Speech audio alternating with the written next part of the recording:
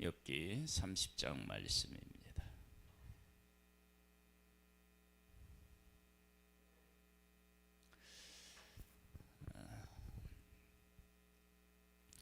이 29장은 욥이 지난날 어떠했었는지를 고백하는 내용이고, 30장은 지금은 어떠한 상황에 놓여 있는지를 이야기하고 있습니다. 보겠습니다. 그러나 이제는 나보다 젊은 자들이 나를 비웃는구나. 그들의 아비들은 내가 보기에 내 양떼를 지키는 개 중에도 둘만하지 못한 자들이니라. 욥이 얼마나 비참해졌느냐. 그러면 욥을 비난하고 욥을 조롱하는 사람을 보면 아주 형편없는 사람까지도 욥을 저주하고 조롱했다. 계속 볼까요? 그들의 기력이 쇠잔하였으니 그들의 손의 힘이 내게 무슨 소용이 있으랴. 그들은 곧 궁핍과 기근으로 인하여 파리하며 캄캄하고 메마른 땅에서 마른 흙을 씹으며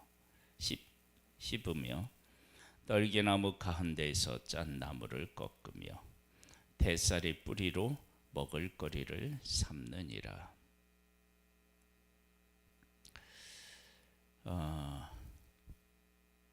그들의 삶에 대한 표현인데요. 이것은 전에 그렇게 연약한 그러한 삶을 살았었던 자들일 수 있고, 지금 좀 괜찮아졌지만 다시 그렇게 될 수 있음을 이야기하고 있는데,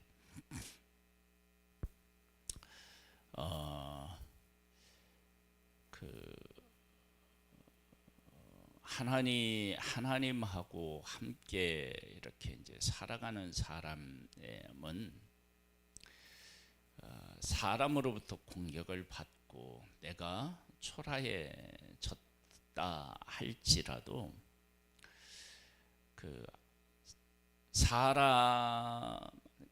나를 공격하는 사람, 즉 이제 예를 든다면 이런 거예요.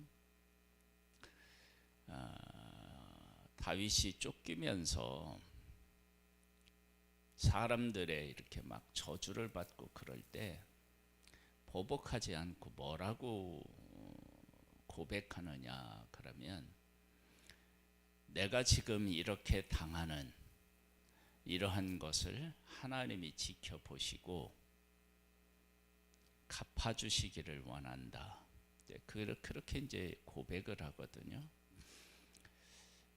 이것은 하나님에게 뿌리를 두고 하나님과 함께 이 고난의 때를 지내고 있다라고 하는 그러한 증거들입니다. 그래서 하나님을 믿는 사람이 지난날 내가 어떻게 살아왔는지를 부정하는 것도 아니고요, 현재 내가 당하고 있는 일을 외면하는 것도 아니고요, 지난날의 것들, 내가 누렸던 것들, 받은 것들을 다 간직하고 있어요. 그것도 소중하게 간직하고 있어요.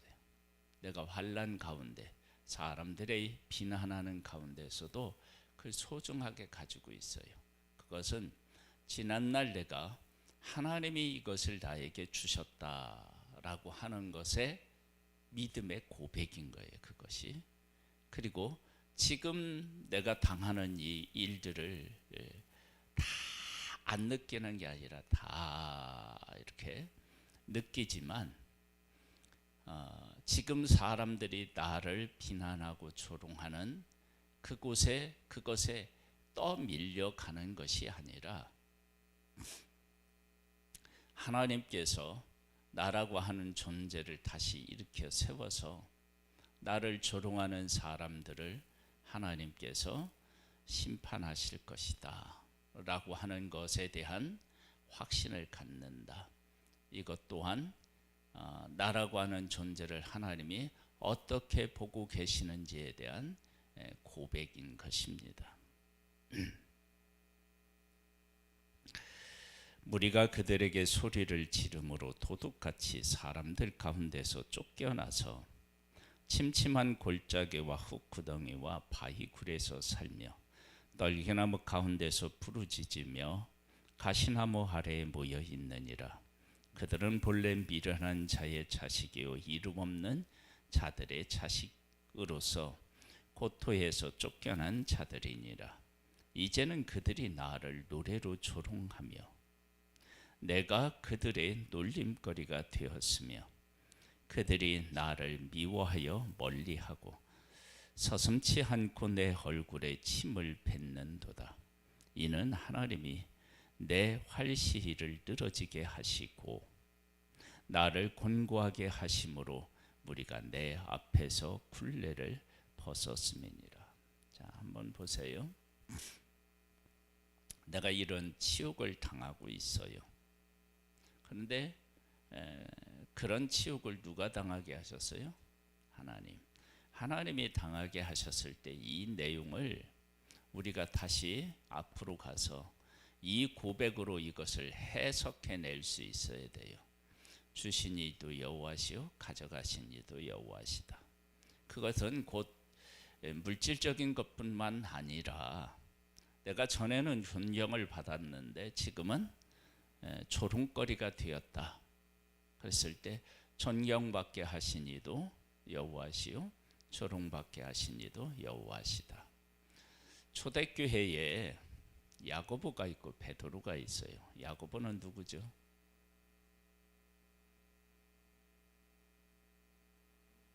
네? 순교를 당했잖아요, 첫 번째. 그런데 베드로는 어떻게 했어요? 감옥에서 기적적으로 그가 구원을 받아요. 그러면 순교하게 하신 이도 여호와시고 풀려나게 하신 이도 여호와십니다. 그래서 하나님께서 하신 일, 그리고 그 가운데에서 초대교회는 하나님께서 생사화복을 주관하시는 분이시다.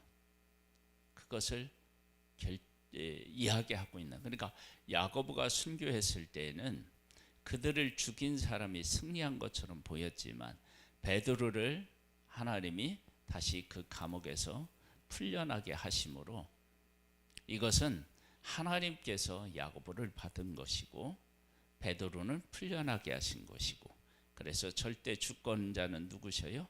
하나님이시다라고 하는 것을 보여주신 것입니다.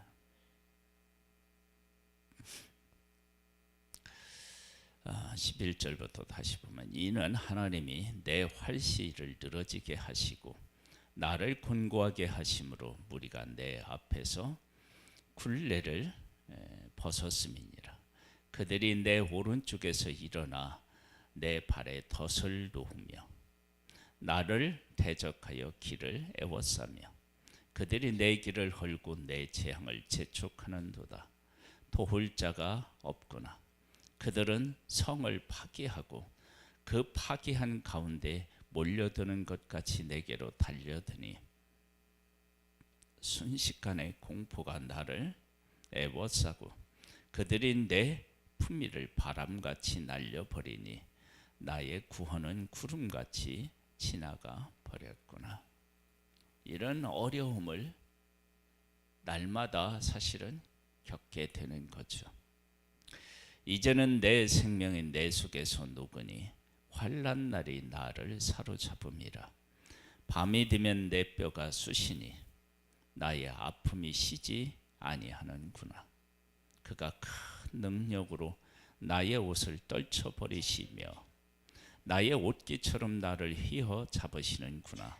하나님이 나를 진흙 가운데 던지셨고 나를 티끌과 재 같이 하셨구나. 내가 주께 부르짖으나 주께서 대답하지 아니하시오며 내가 섰사오나 주께서 나를 돌아보지 아니하시나이다. 주께서 돌이켜 내게 찬혹하게 하시고 힘이 있는 손으로 나를 대적하시나이다. 나를 바람이 들어 풀려가게 하시며 무서운 힘으로 나를 던져 버리시나이다. 내가 하나이다. 주께서 나를 죽게 하사 모든 생물을 위하여 정한 집으로 돌려보내시리이다. 욥이 환난을 당할 때 어떻게 당하죠? 사람이 와서 공격하고 바람이 와서 치고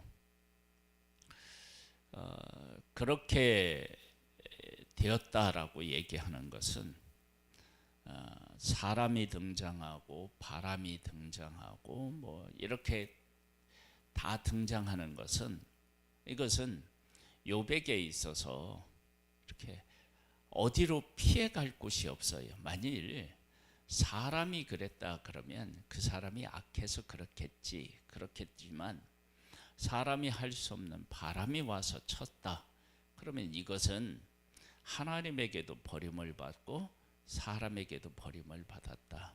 그래서 이런 모습을 보면서 친구들이 내가 사람에게만 그렇게 공격받은 게 아니라 이렇게 바람이 와서 치고 그랬지 않느냐. 그건 내게 분명히 잘못이 있기 때문이 아니냐. 이렇게 공격할 수 있는 요소들을 충분히 가지고 있는 거예요.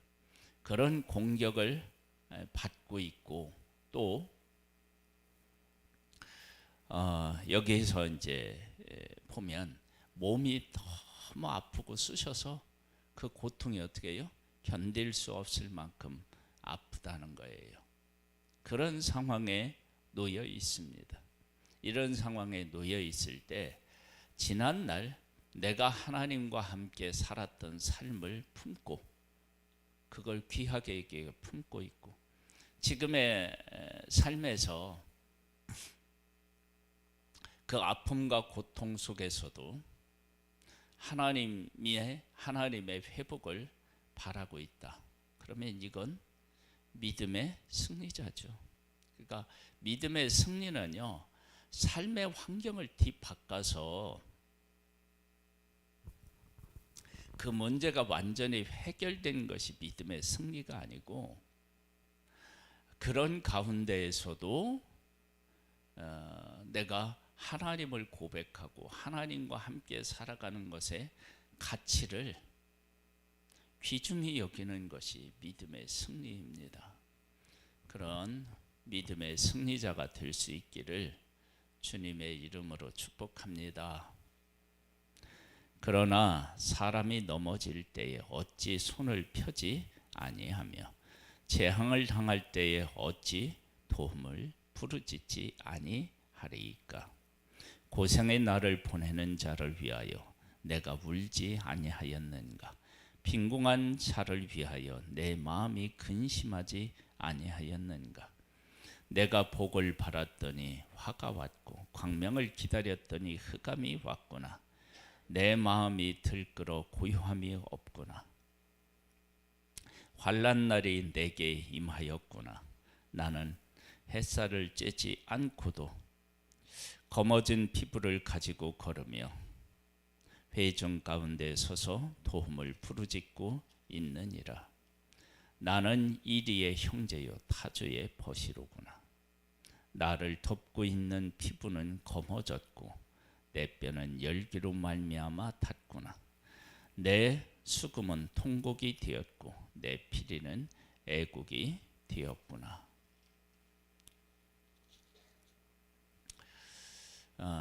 욥이 하나님 앞에서 살아가면서 하나님 앞에 소망하는 것들이 있었어요. 무엇을 소망했다고 여기에 기록되어 있어요? 복을 바랬고 광명을 기다렸다. 내가 하나님 앞에서 하나님의 뜻을 추구하며 그런 것들이 내 삶에 오기를 기다렸는데 반대가 되었다.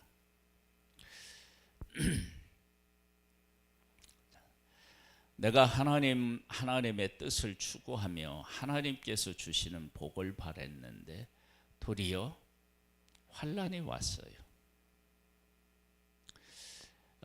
이러할 때 내가 진정으로 하나님의 뜻을 추구해야 되겠다라고 한다면 그렇게 내 삶을 드리려고 했던 신앙을 가졌다라고 그러면 지금 이러한 때에도 그 믿음이 변하지 않는 것, 그것이 곧 승리자인 거예요.